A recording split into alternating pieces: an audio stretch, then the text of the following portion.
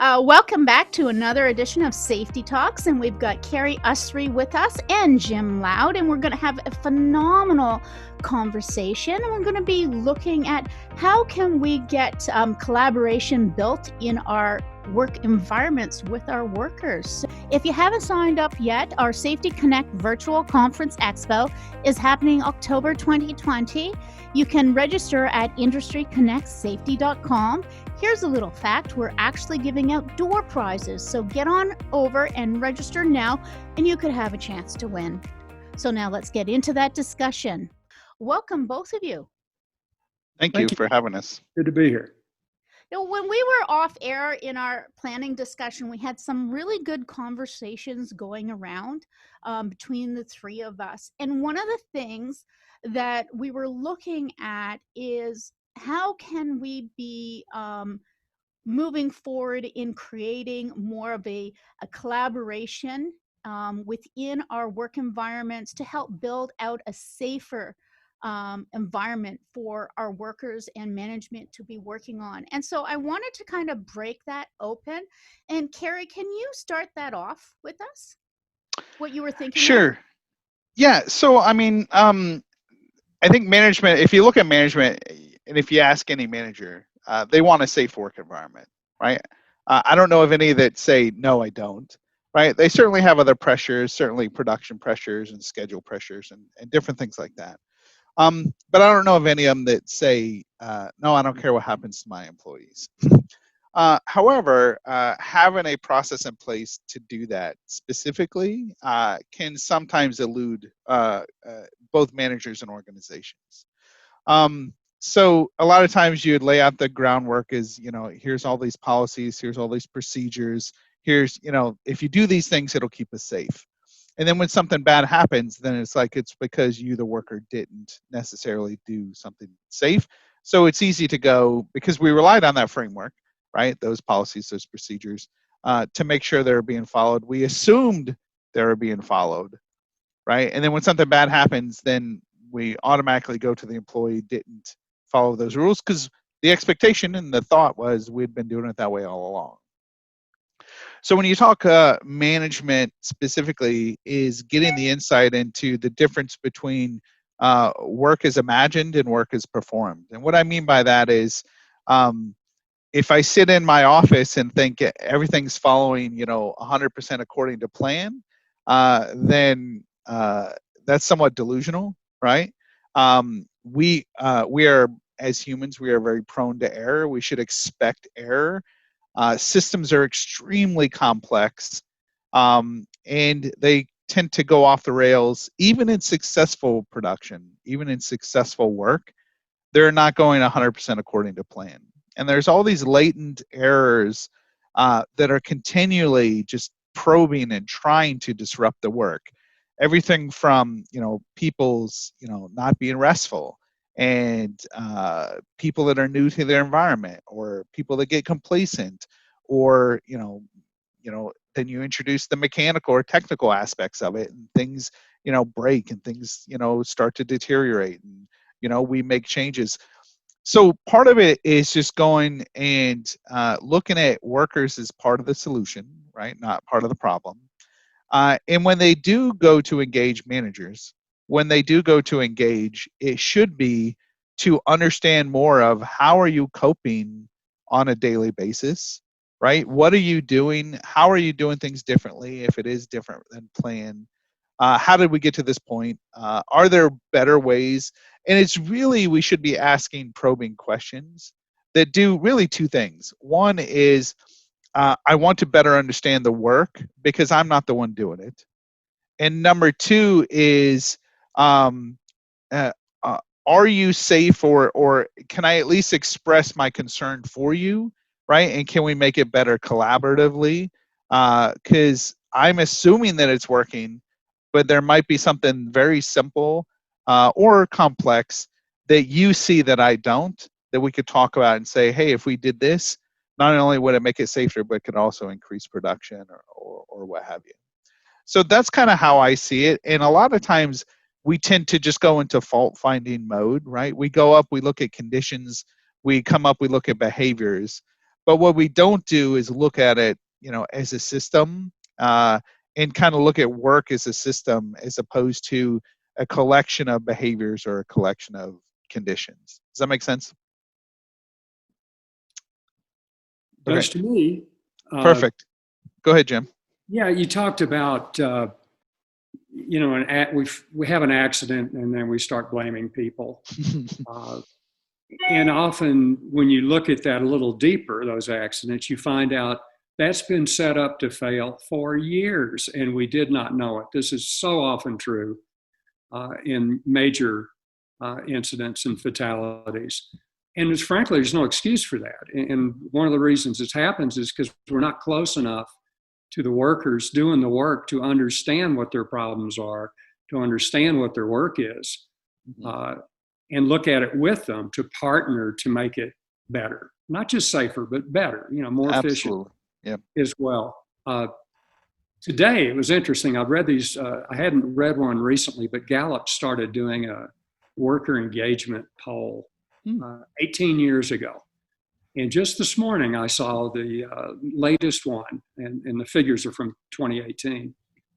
34% of the workforce in the US believes they are engaged or tells us that they're engaged in their work. That means that 2/3 of the workers in this country are not engaged in their work. That is a waste of talent and a waste of information and ideas that employees can give us. But you mentioned workers as problems rather than solutions. And that is the problem, because we've looked at workers as their unsafe acts and so forth as problems rather than working with them to understand, why are there unsafe acts? What is it that we're not doing that we should to make this safer? And how can I work with you humbly and with respect for what you do, because you know what you do better than I do? How do we get down to that level with the workers, not only to better understand the work, but to partner with them to make the work safer, better, faster, cheaper, for that matter? And we're not a big waste. Now, one of the thoughts that you brought forward is humble. And that was something that we had discussed before, humble learning model. And I'd really like it if you could share that with our audience, because I think it's very important, especially since we're at a pivotal time where leadership can change style right now. Well, I'll kick that off because it's kind of a pet peeve of mine, how often organizations treat their workers like children and then expect them to act like adults. And I think safety is especially prone to that. We need more adult-to-adult relationships, more respect, more humility, more willingness to actively listen rather than to preach and do the typical pedantic things that we call coaching. Sometimes, frankly, a lot of that is just patronizing to the workforce. They'd like to see us, and I don't mean just safety people, I really mean the organization and organization management, maybe more importantly, to get out from behind their desks, get out with the people that are doing the work that makes their business possible, understand it better, and work with the people doing it to make it safer. Absolutely. That without respect and humility. Absolutely. And one of the things that that we hear and we want to promote more often is you do safety with your employees, not to your employees. So I kind of want to talk about that. Is a kind of pivot from or is a supplement to the humble model. So what I mean by that is, so instead of as you approach and look for, hey, Jim's not doing X, Y, and Z from a behavioral standpoint, or we see condition X, Y, and Z is unsafe, and then we go right into find and fix mode, right? So instead of that, the humble approach is to come up on the work and you seek to understand, right? And that is, what can you walk me through the work that you're doing, right? How can it hurt you? right? Do you know anybody who's gotten hurt? And then you go into, are there better ways that we can do it, right? Are there efficiencies that you've seen or you think we could do that we're not doing because we said thou shalt do this procedure this way, right? And sometimes, we don't always get the best input when we build these policies and procedures. The people closest to the work don't always get them done, and they're not always kept up to date, right? So every day things are changing, and you should be able to have the adaptive capability at the worker level to be able to say, hey, this has changed, let's change and pivot and do it this way, and get that empowerment and that encouragement, right? As opposed to, right, the whack-a-mole, you come up and you whack people and you say, do it this way, right? And then you leave, right? I call them the seagulls, right? They fly in squawking, they crap on you, and then they fly away, right? That model has to go away, whether it's safety or management, right? And again, we talk safety specifically, but this is, whether it pertains to work, right? Whether it pertains to operations and production, whether it pertains to safety and what have you. So again, the humble approach is to ask those open-ended questions, right? To express my interest in your work and my interest in my concern for your well-being. And that to me is a humble approach, right? And I'm not saying don't do those observations. I'm not saying don't go look for the conditions and the behaviors and give that feedback. I'm saying that management walkthrough and that management coaching or that management conversation is different than going through and finding, hey, is this ladder in good shape, or is this forklift in good shape, or is the housekeeping in good shape? Those things still need to continue, but it needs to be separated from the management conversation, which is that humble approach and that humble conversation. Jim, do you Right. agree? Yeah, it does really three things, and all of them are good. Mm-hmm. It shows the workers that you're interested in what they're doing, and you should be. Why wouldn't you be? And it can show that you're interested in the workers too. Mm-hmm. And that's relationship building. That's terribly important. Mm-hmm. And it shows you're interested in safety. And you can't expect your workers to work more safely than you demonstrate. Oh, You yes. expect them to. And it's one way to do that. But it's not heavy-handed, and it's very difficult to do what we're talking about, by the way, in your typical and traditional command and control management. Totally agreed. Very and let me take off on that, Jim, which is error should be expected, right? And what I mean by that is, take, for example, the last time you went out and drove anywhere. I don't care if it's at the grocery store or on a trip or what have you. And just think in your head and count in your head from the time you walked out your door till the time you got back from your destination. How many times was there some kind of error, right? That human error, or even conditions, right? Where your tire's not inflated. Did you do a 360 walk around of your vehicle, right? Did you check the brakes? Did you check the lights? And then you're talking, how many times were you distracted? Did you look at your phone, right? Did you play with the radio? Did you speed? Did you do any of those things? Now, the only reason I'm saying that is because I want to talk about the context of I want to talk about the context of error is normal, right? So think about that. Just that simple drive to the grocery store and back, right? Now we're talking pandemic, which is, did you wear your mask? Did you wear it correctly? Did you scratch your face? Did you do any of those things, right? So now I can count on it. I'd run out of fingers, right? How many times that I had some kind of error likely situation, or something that probably I shouldn't have done that I did. Okay. And that's just a simple task. Now you're putting workers into a complex task within a work environment. And you're saying, as soon as you cross the threshold of my organization, all of that error, proneness to error, must stop 100%. And that is just extremely unrealistic, right?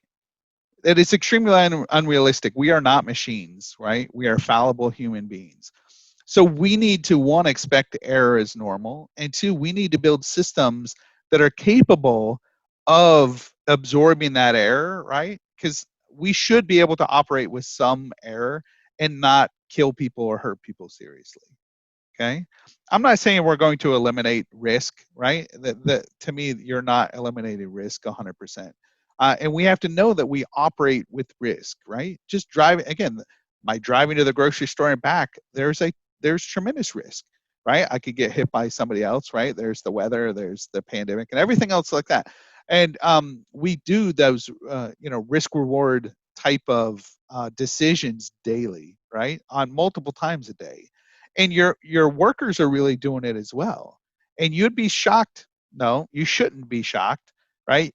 You shouldn't be surprised that they are doing that with some kind of error built into the system, and that is good. That is okay, right? You want a robust, somewhat redundant system, right, to be able to absorb those errors. So don't be surprised when they happen, right? Seek again to understand of, hey, this did happen, things did align, things did not go right, but are they happening in successful work as well? And can we look at what's causing these things and seeing if we can make our system a little more robust, a little more resilient, right? A little more capable of absorbing these errors, right? And if we do it that way, that's back to that humble approach of, I'm not expecting you to be a super person, right? To walk in and have zero error, right? I'm expecting you to be a fallible human being, right? And I know we're going to make mistakes, right? And let's address them as they come, but let's address them together as opposed to, scolding. And I think that's kind of what we're talking about as well. Yeah, you talked earlier about work as imagined versus work is done. And one of the reasons you want to collaborate with your employees is to get a better feeling of how work is actually being done. So often we make it static. Here's the work, here are the rules for the work, and I'm going back to my office, and I assume everybody's going to follow the rules. Well, that is a dumb, frankly, assumption, because that's never true. There's always drift. And if you don't get out there and look for it, you won't know, and then you'll be surprised. When the big hit happens, oh, I had no idea. I told them what to do. But the environment changes. Workplaces, especially these days, are more dynamic than they've ever been. And they keep changing. And that's why it's so important, in my view, to keep the people who are actually doing the work helping you adjust to those changes in environment, and complexity, and those things that come up that you'll never know about if you're just behind your desk all day. You got to get out and talk to those people and make an environment where they're willing to talk to you, even when you're not there. Hey, we've come up with this problem. We need some help here. And you are just so happy to do that because you understand how important that collaboration is to keep things safe, to keep your productivity up, to keep your relationship with your employees. You don't want them in that 66% that isn't engaged. You want engaged workers helping to make you do the work, get the work done as safely as possible and as efficiently as possible. And you can't do that. It's not static. You've got to know. It's a due diligence thing, for high hazard operations. It's not good enough like British Petroleum did after the Deepwater Horizon to say, oh, we had no idea. Well, it had been screwed up for years. Come on. And anyway, it cost them tens of billions of dollars and almost wrecked the company to make that right. So anyway, there's a lot of reasons for collaboration, and they go beyond safety. They're good for your business. And if we can ever get management and organizations to understand that, we're going to get to a much better place in safety as well. Absolutely. Yeah, I think, I was just going to chime in here and add that, when I'm reflecting back on my years of employment in the front line and doing those roles, one of the frustrations and my pet peeve that often occurs from management is the phrase, you're paid to work, not think.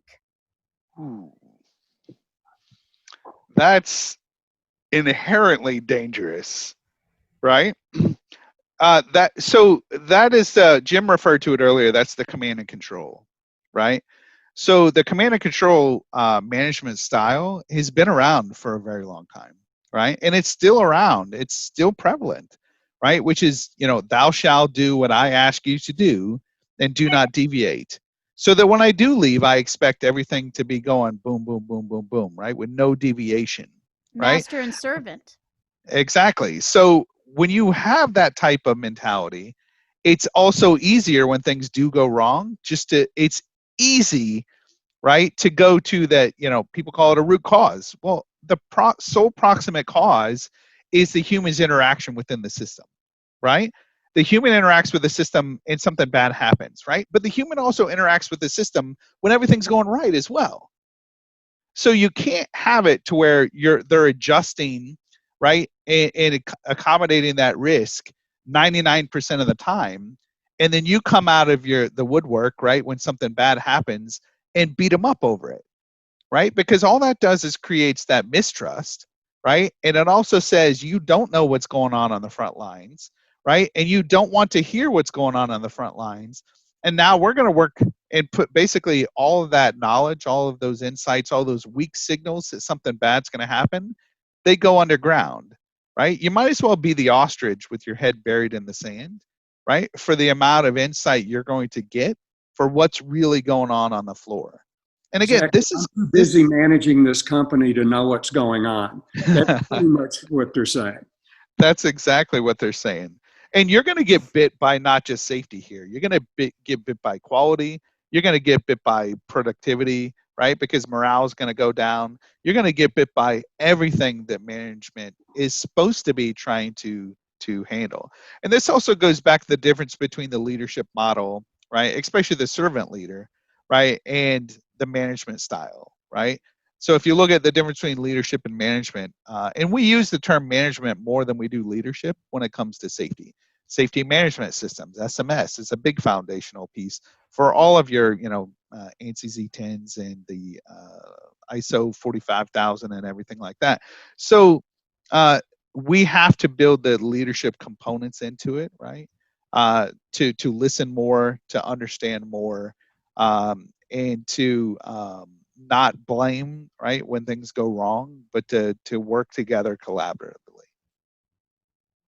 And it goes back to what you were saying before, is that hard fact, we have adults in the workplace. Mm-hmm. We hire adults. So I want to go back to what you were discussing before. It was called the feedback loop Mm-hmm. concept. I think Sure. that's correct. And there really needs to be some overhaul in really getting both supervisors and management to have a better understanding about what the worker is going through, what they need, and have those candid conversations, adult to adult. And I wanted you to open that up and share a little bit about what is this feedback loop concept that you were discussing before. Jim, you want to start? Yeah, sure. Excuse me. Actually, I see there's many, in any system, there should be a lot of feedback loops. In the sense of collaborating with your employees, it's very important that you have a feedback loop to when you go out there, look, listen, learn, understand, and improve those things that you, together with your workers, decided that we need to change, do actions. You need to make sure that those happen. And you need to make sure that that feedback gets back in a timely manner to the workers. If that's the surest way to kill these worker manager, worker safety person interactions, is to at least give the perception that you blew off what you determined was necessary and important to do with the workers. And it happens all the time. Sometimes it's deliberate, just don't want to mess with it. Other times it's we have no system in place, no feedback system, corrective action management system to make sure those things get tracked and have dates and people are assigned to them. And there's a feedback from that feedback loop that goes back to their employees. The other feedback loop is plan, do, check, act. In the check system of any decently managed organization should be operating in some sort of plan, do, check, act arrangement. And often, especially in safety, the check part is missing. All we have are some numbers. How many accidents did we have? And often our check on safety doesn't go any further than that. Doesn't get into what the employees are telling us and how the system is reacting in the field, but in reality, and work is done rather than work as imagined. And if you don't have that kind of feedback from your workers, from actual observations of the work, you have a very incomplete plan, do, check, act system, which I have called plan, do, hope, pray. And that's not a very effective strategy for safety or for anything else. Right. Yeah. So let me expand on that. Right. So specifically to safety, the biggest thing that we've looked at is to measure safety has been injuries. Right. Have people gotten hurt? So let's take a look at that. Why do we do it? Right. Well, OSHA, right, back years ago, decades ago, right, said, thou shalt track your injuries. Here's the injury rates. Here's what a recordable is. Here's what a work-related injury is. And here are the metrics. So now every company tracks these and compares themselves to these, right? But because it became the benchmark, right, it became everything, right, to everybody. When you ask, is your company safe? Everybody says, well, my incident rate is this or my incident rate is that. But let's talk about that, right? Can I work unsafely, right, and still have no injuries? I think the answer is yes, right? I can work very unsafely and still have no injuries. So if we operate unsafely repeatedly, right, for a long period of time, and not have an injury, it just reinforces that I'm still safe because I have no injuries. That's how we measure safety. But I'm still operating unsafely. So it kind of, that drift that Jim was talking about, right? I'm getting further away from what I'm supposed to be doing to prevent injuries, right? To operate with less risk. But I got away with it for so long that it becomes the new norm. But then when an injury happens, I'm surprised, right? Oh my God, I've operated so long for, doing it this way. Why all of a sudden an injury? And then I put these corrective actions in place, right? And that'll stop me from having another injury. And interestingly enough, I've been operating all this time unsafely, just happen to have an injury, and I operate a long time unsafely and have no other injury. So it's reinforcing to management that, hey, when we did these quick corrective actions, it solved everything. And that's not really what happens. So companies get really confused when they have repeated injuries and they're like, why is this happening? It's never happened before. So what we have to understand best is how do we do work normally, right? And what is our tolerance for risk? That's really what we should be talking about, right? Because we have different tolerances for risk, right? If your manager goes up to you and says, I don't care how you get it done, just get it done. What he's really saying to you is, I only care about the production. I don't care about the safety aspect of it, right? If you need to deviate from that, then I'm basically giving you carte blanche to do that. But if an injury happens, obviously he's going to say you shouldn't have done that. So we give a lot of mixed messages, in that feedback loop normally, because we're sending mixed messages. And what I think what Jim was saying earlier and what I want to reinforce is we have to be honest with each other, right? We are going to operate with some level of risk. We have to collectively say, is this acceptable risk, or is there some way better we can do it, right, to protect you and to protect, the equipment or what have you. If we aren't having those conversations, right, then we're in for a world of hurt, right, both from a physical aspect and from a relationships standpoint of, if you keep putting us at risk and you keep telling us to do that, then I'm going to start to think that you don't care about me. And then I'm going to, lose morale and decrease production and so on and so forth. So I think we really have to look at it on how we measure safety, right? And to me, how we measure safety is that relationship that you have between management and supervisor. And the better the relationship that you have, the better you converse, collaboratively and not, me to you from that master servant. The more we have these feedback loops where you're telling me things that could potentially go wrong, so I can manage and I can say, hey, there is risk here. Is this an acceptable level of risk? Yes or no?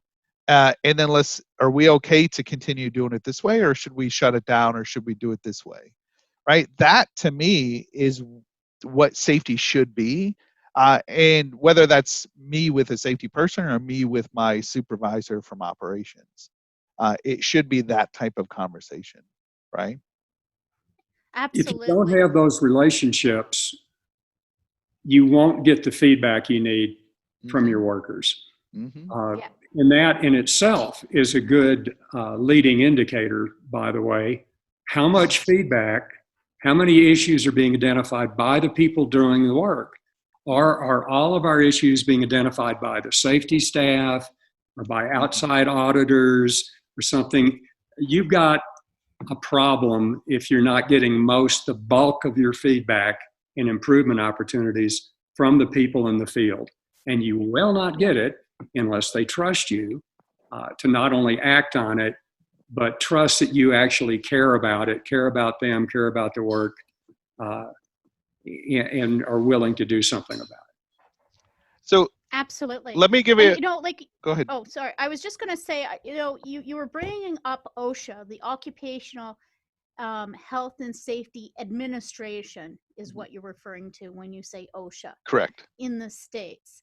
And that a lot of people really lean into that fully about why they're using something. And I think it needs to be pointed out that OSHA is 40 years old. Okay, it started back in 1970s in Nixon. Am I not correct? 50 years old. Yeah, 1970 is the date, and that makes it 50 years old. Oh, okay. Thank you. But yes, I'm good for correction. And so their whole, and I mean, I'm not American, so I'm just going off the OSHA site. But they said that the whole like kind of measuring rates of reporting serious workplace accidents started in 2009. Does that sound about right to you guys? as far as fatalities, yes, they had measured the injury rates a lot longer, but they had started to look at fatalities. That sounds about right. I know we did a paper on that recently, Jim. I don't know how far that goes back. But my point being is that sometimes you have to kind of look at something and think, is that up with the times that we're in now? Because a lot of people say criticism that OSHA isn't really as modern as how we're doing our workforce now. Like they're just talking about leading indicators now. Right? Where, Jim, you two have been talking about leading indicators for a long time.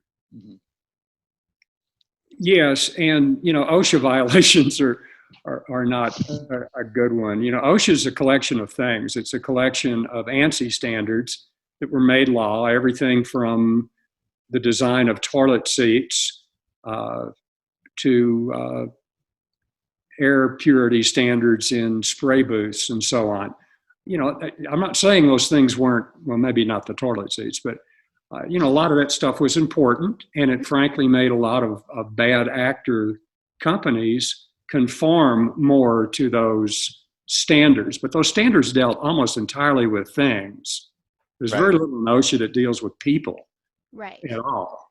And basically, you know, you can fix all those things and have, you know, an environment that's reasonably safe from hazards, but you haven't done much for safety unless you've got the human element covered. OSHA does not do that.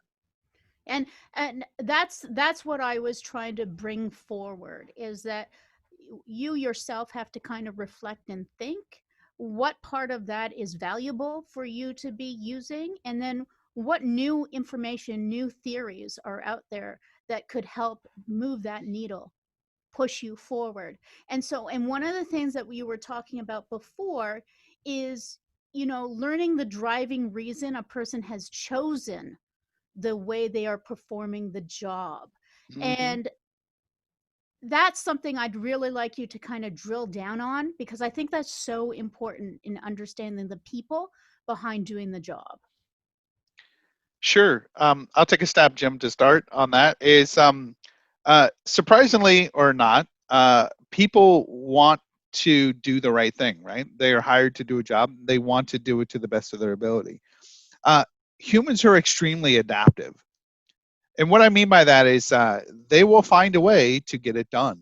And they're innovative. They will find a way to get it done sometimes with, well, why take 10 steps when I can take 5?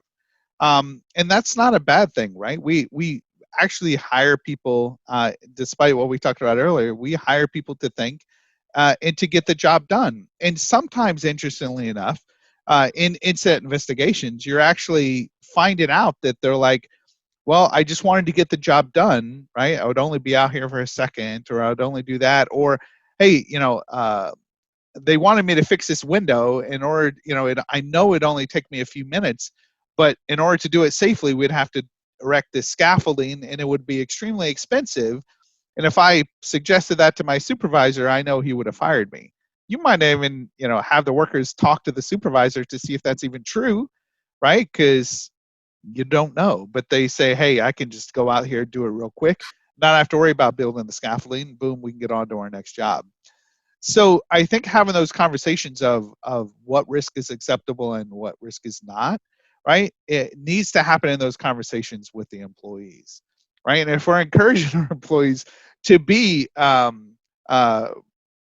basically risk takers, then we certainly shouldn't be surprised when it's that gamble that the higher the risk, the more likely you are to have an injury. And we shouldn't be surprised by that when the system fails the worker, that we put them in, that we knew there were gaps in the safety provisions, or we knew we were taking some shortcuts, right, in order to get that reward. So I think part of it is certainly that. So Jim, you want to expand on that? Yeah, well, workers don't choose to do things unsafely. They choose to do things the way they think they would be expected to do in the organization that they work for. They expect that you wouldn't go get a scaffold. Many organizations would go to that trouble, take that time for such a simple thing, probably be okay. You have to have a really strong culture with a lot of discipline. And there are some examples. High-performing organizations, Absolutely. nuclear plants, aircraft carriers, and so forth that have that kind of discipline. But they also have great involvement by employees. There's an expectation that you're going to do that work safely, regardless of what it takes.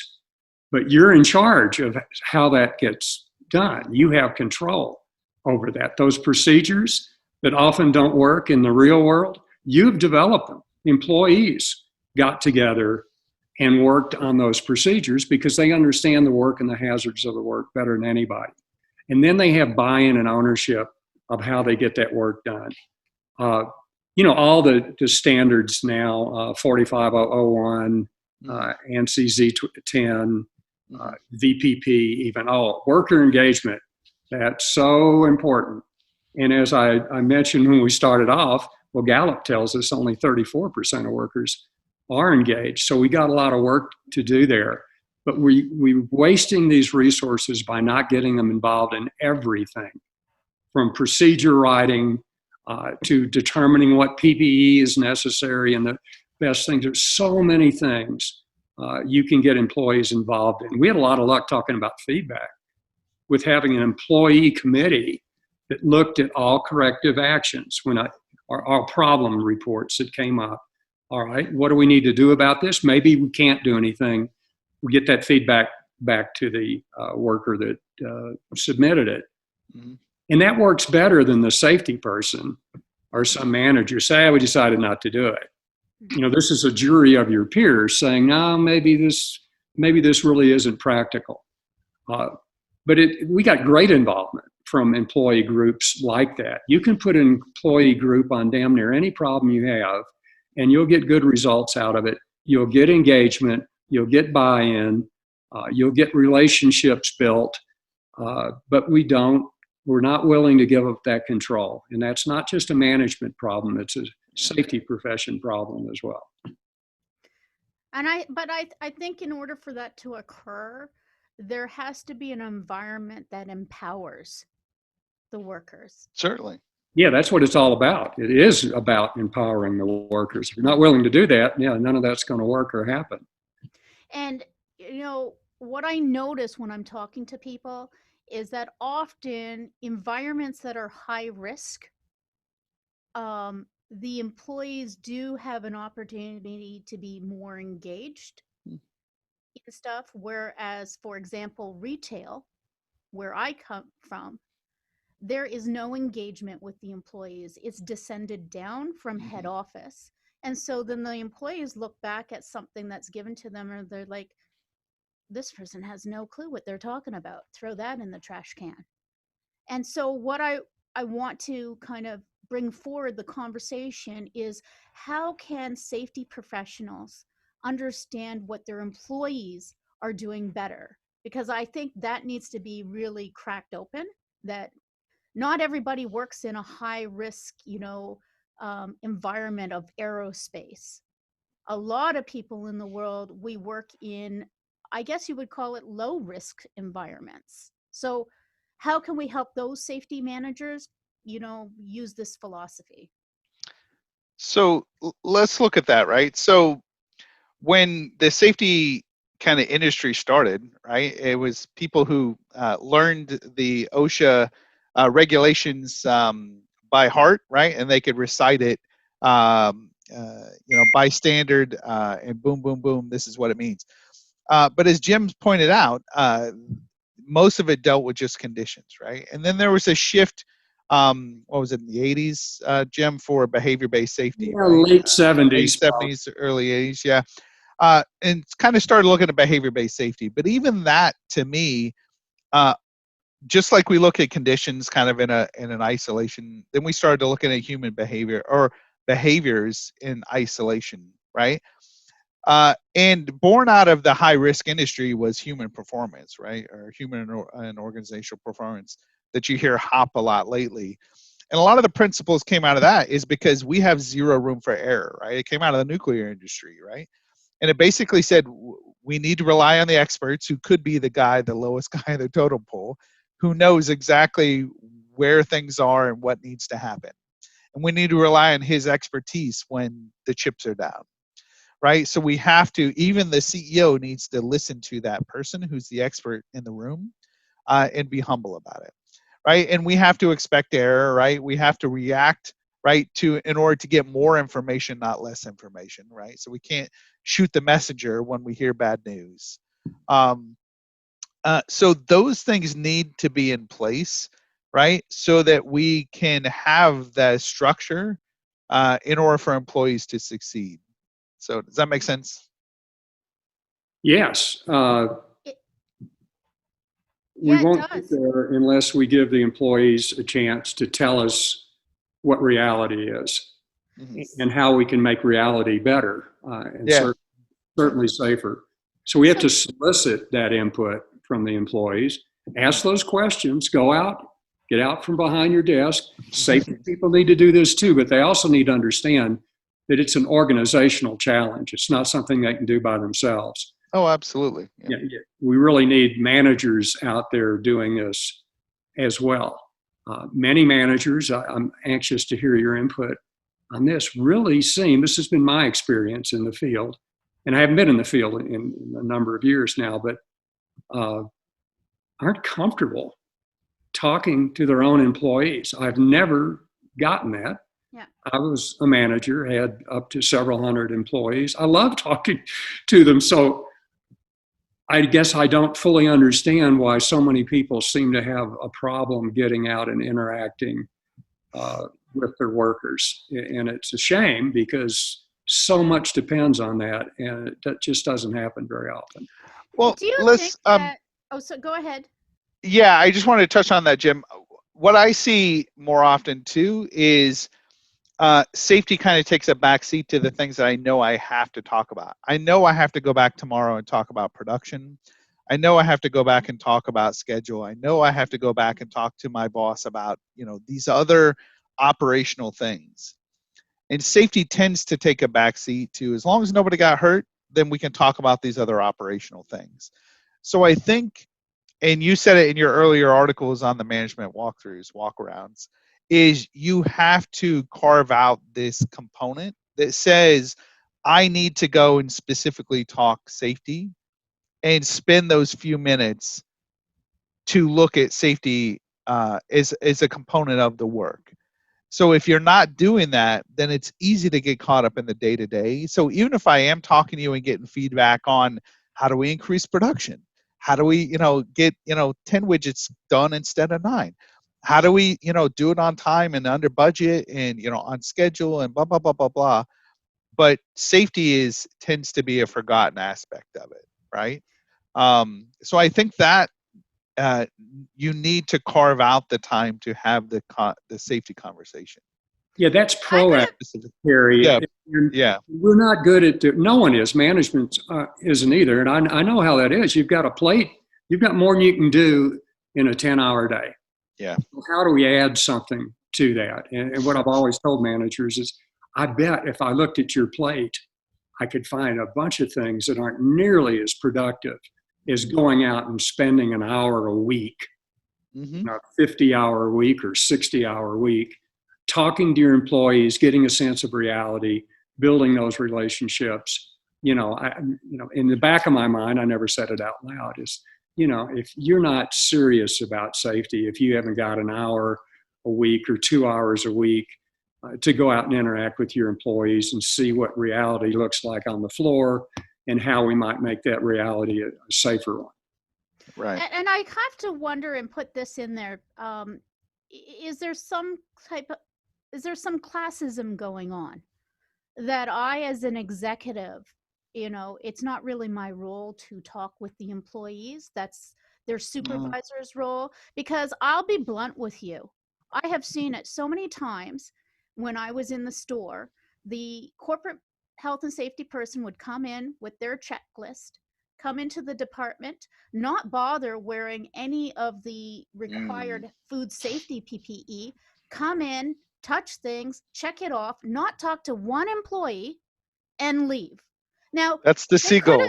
They could have done that differently. It's your seagull. They could have chosen to do that differently when they were there. And then when they're leaving, you know what the employee's reaction is? I bet you know. And it's not favorable, I can tell you that. That's right. It's not favorable. And so why would they give any feedback to that person? Why would the employees make an effort to try to engage with this individual that came from corporate head office to just kind of seagull down, fly down, go through, and leave?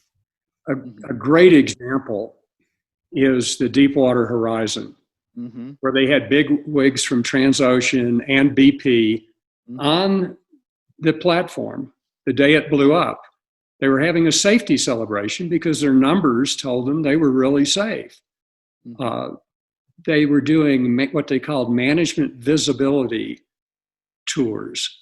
So management would be seen, and they're checking things like slip, trips, and fall hazards, and when body belts were last inspected and so forth. Frankly, not what I want my top managers to be spending their time with. Agreed. Yeah. Their interaction with the people on the platform was limited to, how's it going? Everything going? Meanwhile, down in the bowels of the platform, they've got a cement job, a well capping operation that was going way south. This is safety critical work. They didn't even check on it. Yeah. They didn't want to be in the way. And by the way, that's worth considering. You don't want to get in the way of safety critical work. You want to understand it without getting in the way, without unduly impacting how it's performed. That's a valid concern. But they had never done that. All they ever did was look at conditions and stuff and make themselves seen. And frankly, that's probably better than nothing. But God, what an incredible missed opportunity that was. And it's very typical. People trying to do the right thing. They think they're safe, give them an award, have a pizza party, but not really know what's going on in the most important aspects of their work. And the scary thing here, and I can talk from being on the worker side, because I've never been an executive. I never wanted to be. I just thought they were fake. kind of people. On the worker side, we're told when management comes, don't say anything. Don't, other than say, hi, how are you doing? If they ask if everything's good, you just say yes. And when you do speak up, you get reprimanded. I know this because I've seen it. And so this is a struggle. Like I remember we had a fire in one of the areas of the store because we kept on going saying, hey, this is a problem. The workers need a shelf to put their pizza boxes on. They keep using the oven. There's going to be a fire. Just blew it off. It's not important. They can just figure out how to put the boxes somewhere else. So they did have a fire. And so when the director dragged me into the office to say, like, your health and safety, how did this happen? I said, because we reported it continuously to management and they blew it off.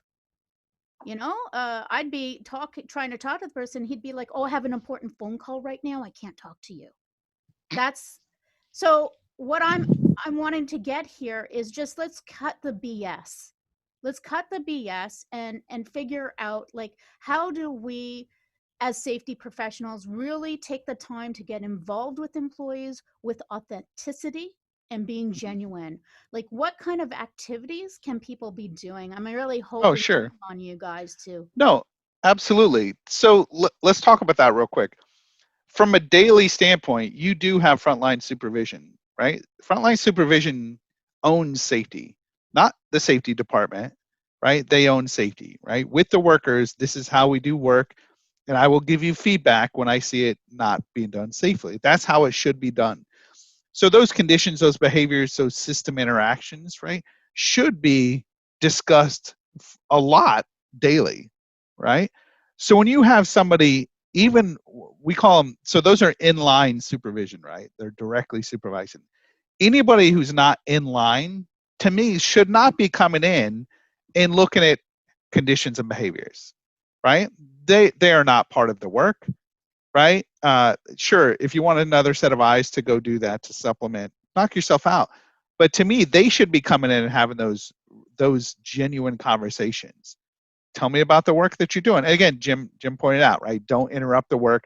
Don't get in, to make it unsafe or anything like that, right? Get the permission and then talk to them as a human being and saying, what's the work that you're doing? What are you doing to keep safe, right? Is it adequate? Are the provisions we have in place, the procedures, the policies, the PPE, the whatever controls that we have in place, are they going to keep you safe? And if not, what can we do to make it better?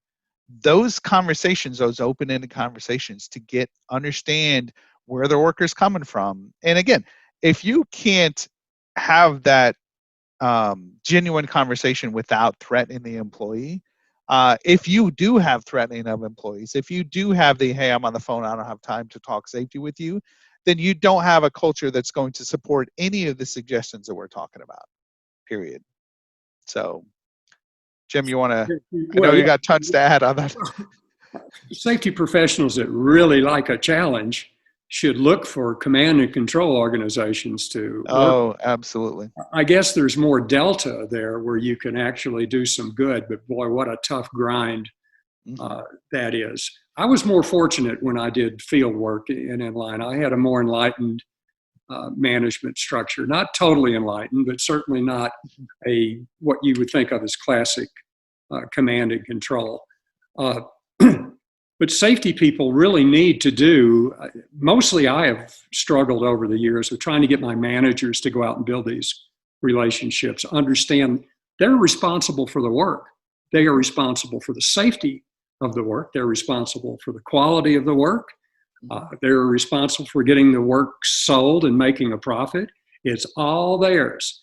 And so I want them out there building these relationships. I want the organization to have a relationship with its people. Having said that, safety people, in order to make reasonably intelligent recommendations, and need to have their finger on the pulse. And there's only one way to do that, and that's get out with the workers, look at the work. I mean, there's other things we have to do too.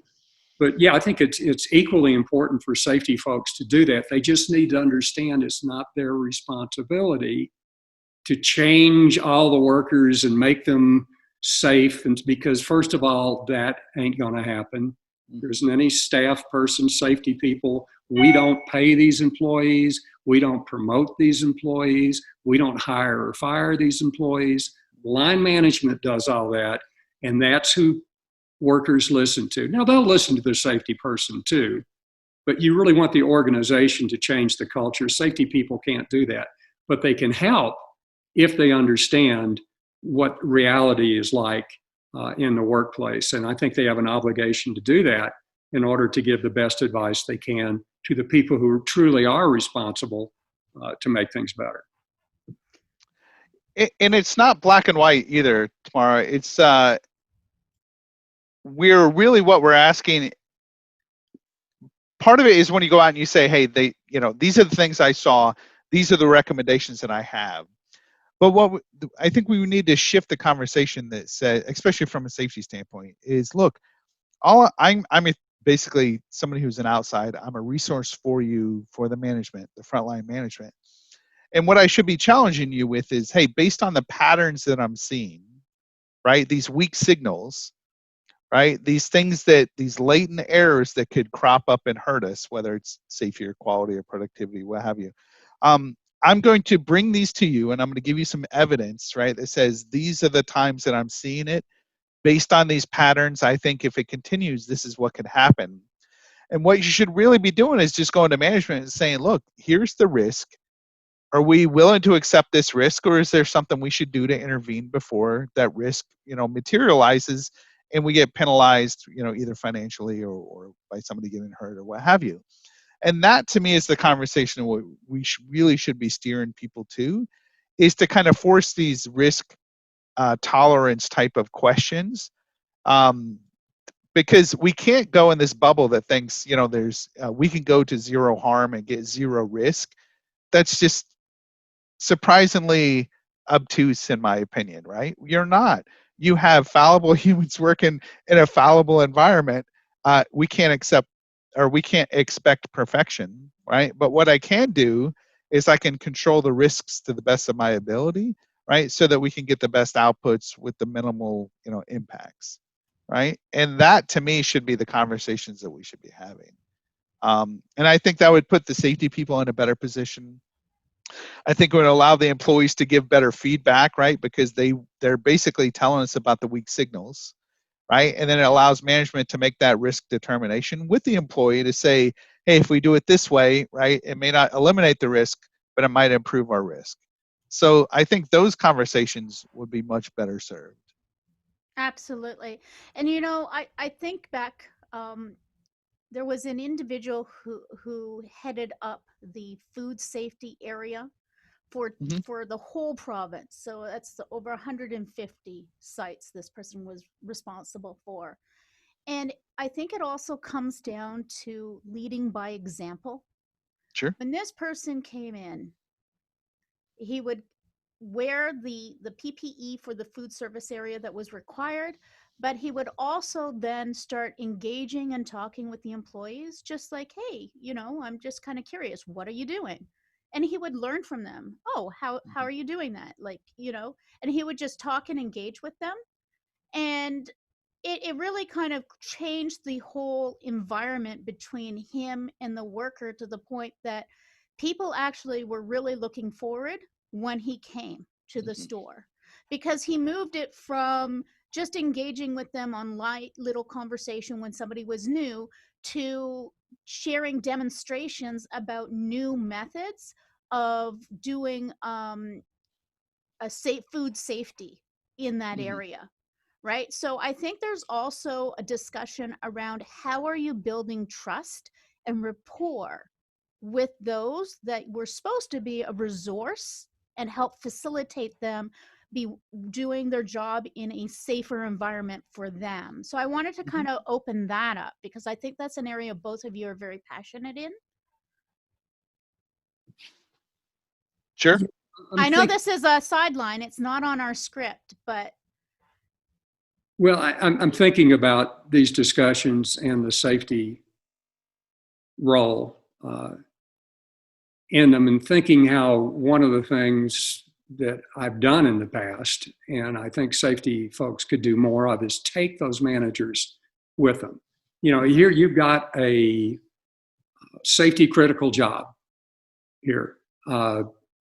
You want to, let's go Tuesday afternoon or whatever, take a look at it, read the procedures that govern it first, and go out and see how all that matches up, talk to the people, get their input on it. And I'll just give you a quick example of how that can bear fruit.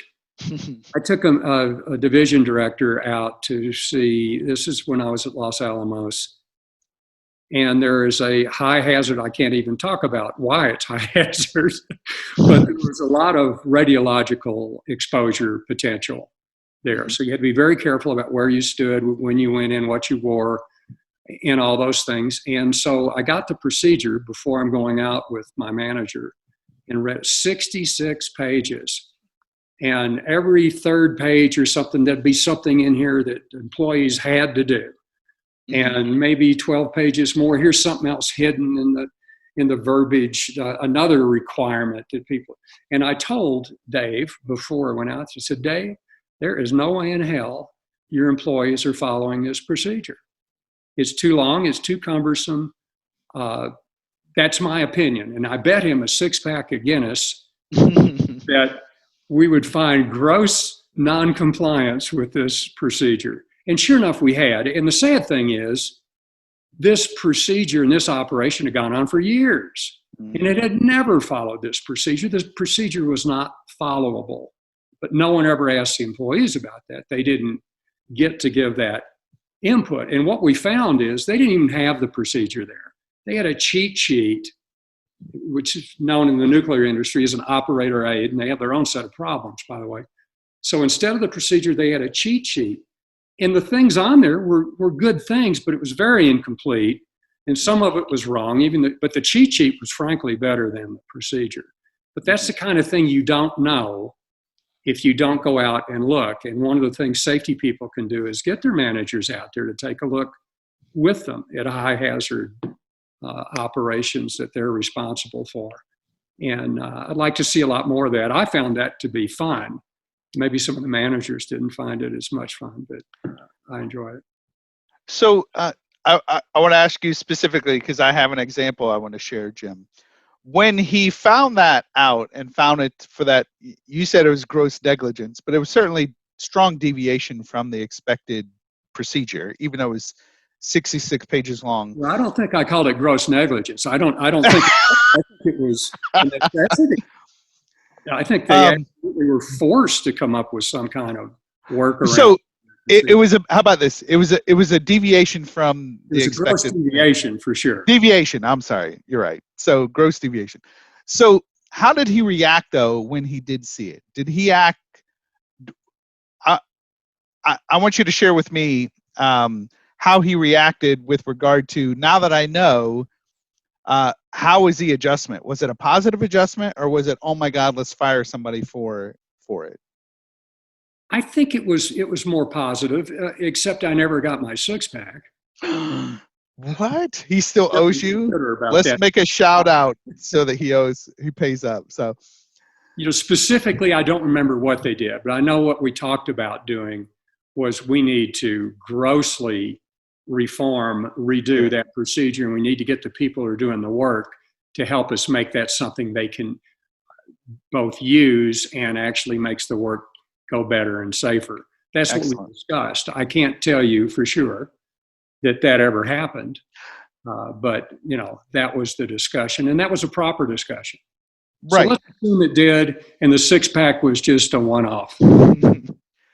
So I want to share with you a story I spoke with a friend of mine yesterday, so they were doing some observations, and they were doing some work near electrical line. So it was powered industrial vehicle working near a powered electrical line, right? So certainly there's safety precautions that come into play, right? You don't want to get too close; it'll arc and electrocute people. So it was observed that they were doing it and they were operating too closely, right? And then they kind of said, okay, we saw the hazard. They looked at the GHA and said, we didn't even see it. We didn't even address it, right? So it was this is a learning opportunity, right? And the way they had it set up was they had some notifications that went out through this observation program to so let people know that it happened, right? So that we can start to talk about it. So the interesting thing was one of the higher level managers went crazy and he said, I can't believe we're putting this on paper, right? If somebody sees this, we're going to, get totally, OSHA's going to come crawling down our necks and give us fines. They're going to, we're going to end up shutting down this company because this kind of information is being put on paper and getting out there. So I kind of wanted to talk to you. It's similar to what you just shared, except instead of expecting it and setting them up to know that, hey, I expect this deviation, right? It was introduced by, their staff out in the field that was sharing the information that, hey, we thought we were doing it this way. Come to find out that we're not planning as well as we expect. How can we make it better? Which is what the expectation of the person who filled it out was. I'm sharing with you so that we can make sure that we correct it. And it's not a repeat thing, right? We're not doing it repeatedly, which it may or may not have been a repeat occurrence, right? But in speaking with afterwards and speaking with some of the field people, they're like, yeah, we've done that before, right? We, dodged a bullet, but so by nothing having happened, it wasn't really brought up to higher level management. So I kind of want to talk to you with, to me, sharing that kind of information and getting it up the food chain, how we react matters tremendously. And if we react as let's shoot the messenger, it will all go underground. Like your story earlier, which is, hey, when management comes in, tell them nothing's wrong, right? Tell them, don't engage with them. Just say everything's hunky dory, and when they leave, we'll just handle stuff, in our own little huddle.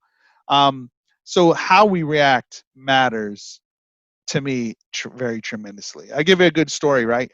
There was had another company that had those notifications for very high level, very serious, deviations or what have you. And it used to be just local, and then they said, "Hey, we should share this with more people within the company." And all of a sudden, they added these people external to the work site, right? And all of a sudden, this went out that, hey, this serious thing happened. And that poor person, that superintendent who put it in, had like 20 phone calls. Oh my God, what's going on? I can't believe this is happening. And word got out that, oh my goodness, if you ever put anything in, right, everybody and their brother is going to come breathing down your neck.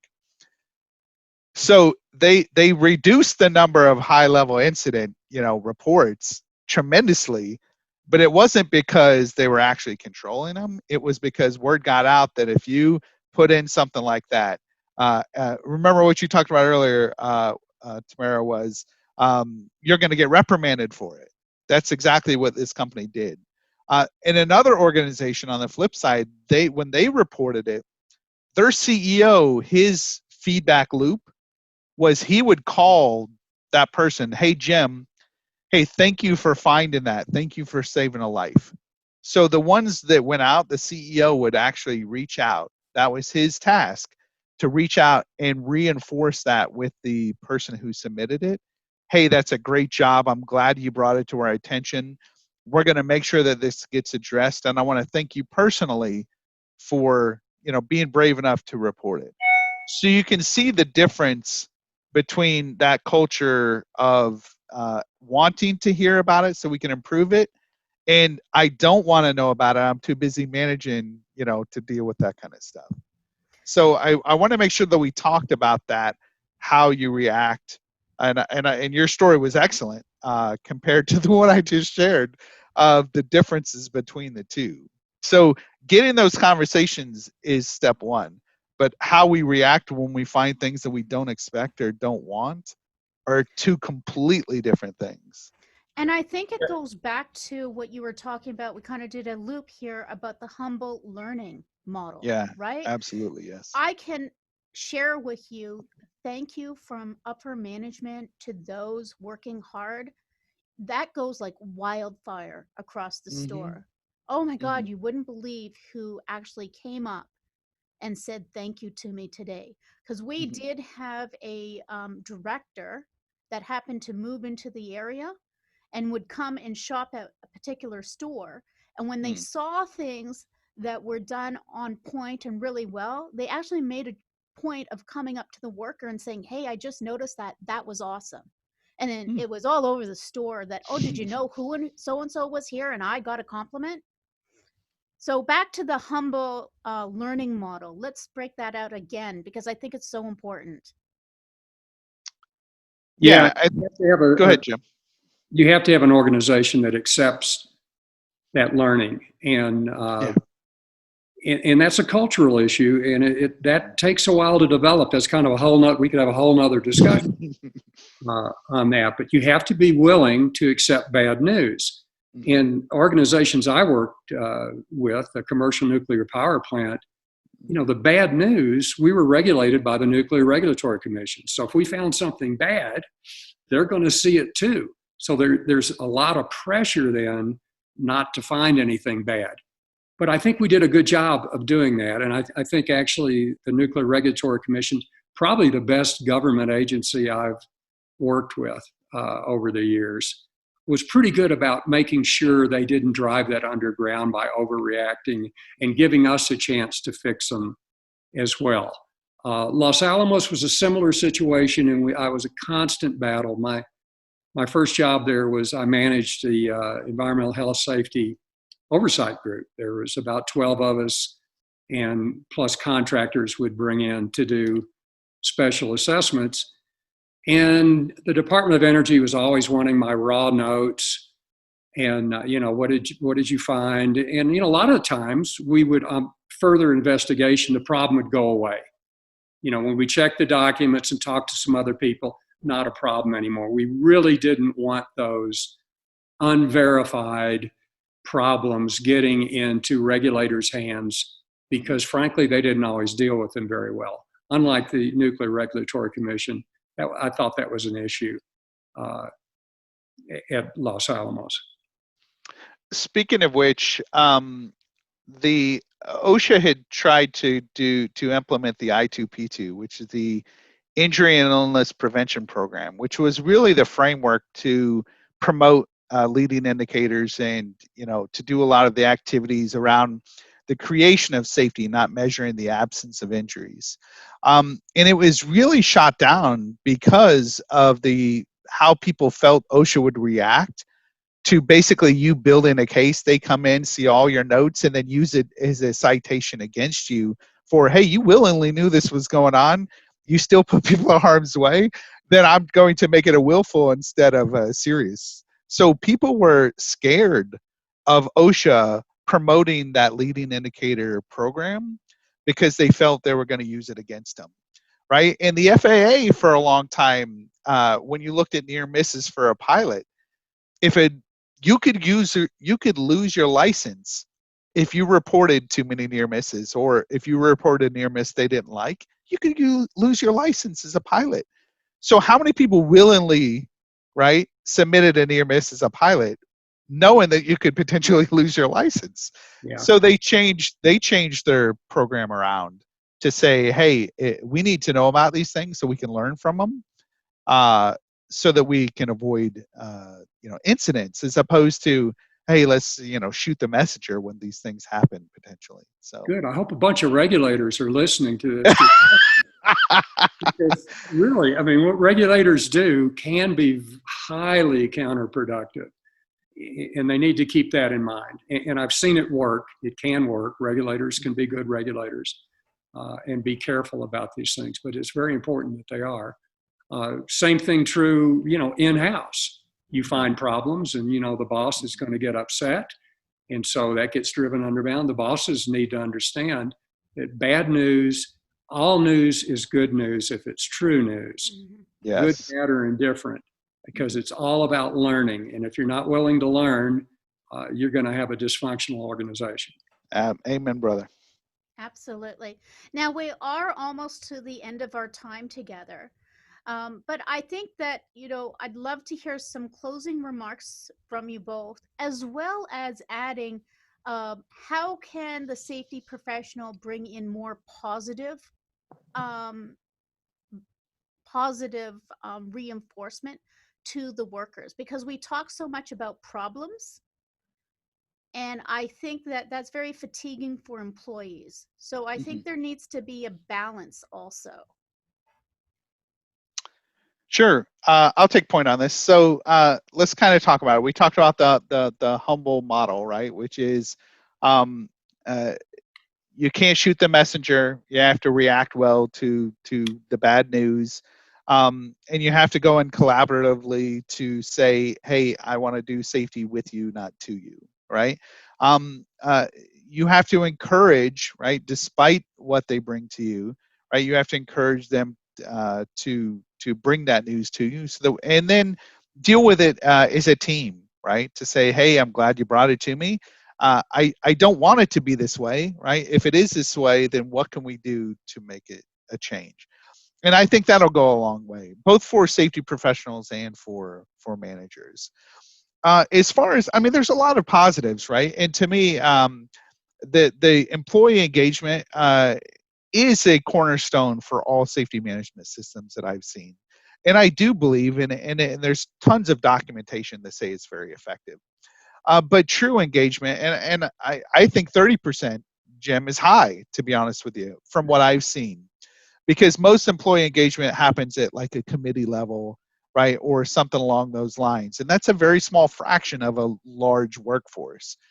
So anything from these conversations that you have with managers to the reporting of voluntary reporting of hazards and things like that, these are all things that you can do on a daily basis to get virtually the entire workforce engaged, right? To the learning teams of, hey, when we see these patterns repeatedly, let's get the workers, let's get the managers in on a learning team to figure out what can we do differently to make it better, right? And take it one problem at a time and build those learning teams or committees, or I used to, there were tiger teams. I've heard a bunch of different names for those. HOP specifically has a learning team kind of process that's kind of making its rounds. So there are a lot of ways to get that engagement, and safety folks can be a tremendous resource without doing all the work, right? We gobbled up all the activities to say, if I do them, then you can't get rid of me as a safety person. What we really should be doing is paving the way to make every worker a good observer and a good person in feedback, to make managers good at feedback and to making those risk assessments, right? And risk determinations, right? That's what a safety person should be doing, is making it, those feedback loops, viable, right, and productive, and empirical, meaning evidence-based, both from a leading standpoint and a lagging standpoint. That, to me, there's a lot of things that can be done for safety, for managers and for workers, that's very positive. Sure, we poke some holes in things that we typically see, but that's only so that they can go build something that is very viable. And it's not complicated, right? Or it shouldn't be complicated. It's, can I have a good relationship with you so that you share with me? I react well when we work on it together to make an improvement, right? That, to me, is the fundamental piece of what we've been talking about for an hour. Okay. Amen. There's a lot of things that I think safety people generally do real well that they could use to Sure. help foster this engaged relationship building organizations. They train well. Training is part of just about every safety staff's job, and they need to train managers how to do observations and how to interact with their employees. They need to train the employees to look for issues and how to report them and so forth. And they can put the management systems together. Just getting feedback, you got to manage that feedback. You know, I know management's kind of a bad word now. We all want leadership, but management's so boring. But you I think still you need both. manage those things. And you talked about those feedback loops have to be managed so they're effective. You can set up systems where your managers, as a part of their normal interactions together, talk about what they found in the field. You know, and if they go hubba hubba, I haven't been in the field.